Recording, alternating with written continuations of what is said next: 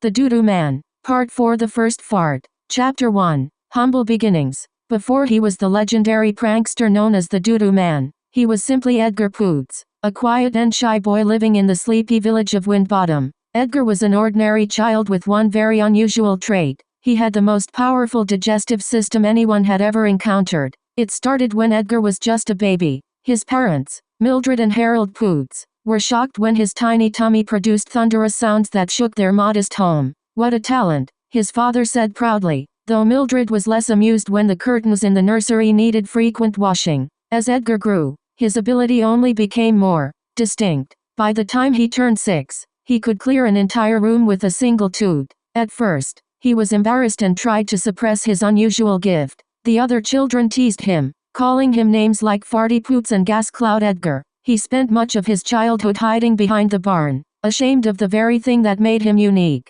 Chapter 2. The Turning Point. Edgar's life changed one fateful day when a traveling jester named Sir Chuckleface came to Windbottom. The jester was performing in the town square, juggling and telling jokes, but the crowd seemed unimpressed. As Edgar watched from the back, Sir Chuckleface noticed the gloomy faces of the villagers and declared, "What this town needs is a good laugh. Is there anyone here brave enough to help me?" To Edgar's surprise, the crowd began chanting his name. "Farty Poots! Farty Poots!" they cried, laughing already at the mere idea of his involvement. Mortified, Edgar tried to run, but the jester pointed at him. "You there, lad, come forward. Let's see what you can do." Reluctantly, Edgar stepped into the square. Sir Chuckleface handed him a small drum and whispered, "Just follow my lead." Together, they performed a silly routine that ended with Edgar releasing a perfectly timed toot that echoed like a trumpet across the square. The crowd erupted in laughter, not with mockery, but with genuine joy.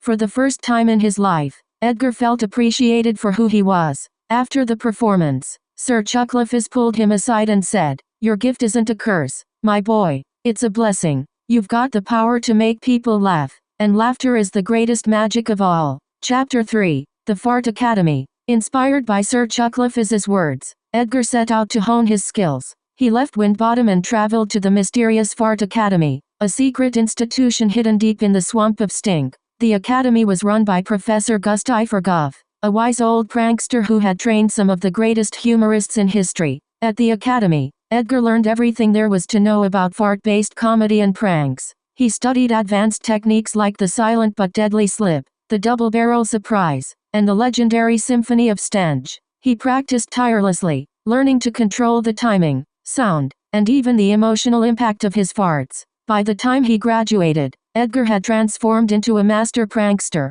He donned his iconic brown cloak and tilted hat, adopting the name the Doo-Doo Man in honor of his humble beginnings. Chapter 4. The Birth of a Legend. The Doo-Doo Man began traveling from town to town, spreading laughter wherever he went. His pranks were harmless but unforgettable. Fart-powered whoopee cushions, stink bombs that left people giggling for days, and elaborate fart symphonies that could brighten even the darkest of moods. His reputation grew, and soon, he was known far and wide as the hero of humor. But Edgar never forgot where he came from. He often returned to Windbottom, performing for the villagers who had once teased him. They welcomed him as a hero, and the nickname Farty Poots was replaced with cheers of admiration. Chapter 5. The First Fart. But what truly cemented Edgar's legend was the story of his first fart, the one that saved an entire village. One day, while traveling through the hills of Farthingale, he encountered a terrifying beast known as the Flatulent Fiend. The creature was a monstrous, gaseous entity that consumed laughter and left despair in its wake.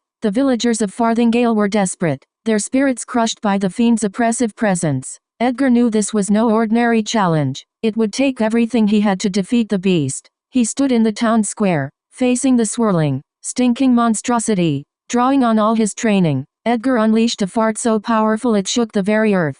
The sound echoed like thunder, and the smell, though pungent, was oddly uplifting. The flatulent fiend shrank before the blast, its gaseous form dissipating into the wind. The villagers cheered, their laughter echoing through the hills. Edgar had not only saved the town but also proven the true power of humor and stink. From that day on, he was celebrated as a hero, and the legend of the first fart became a tale passed down for generations. Chapter 6. The Legacy. Edgar's journey from shy, self-conscious boy to legendary prankster was not just a story about farts. It was a story about embracing what makes you unique. turning your weaknesses into strengths, and finding joy in the little things, no matter how silly they might seem. Though the Doodoo Man's story ended in sacrifice, his legacy lived on. The tale of the first fart reminded everyone that laughter was the greatest gift of all, and that even the strangest talents could change the world. The end.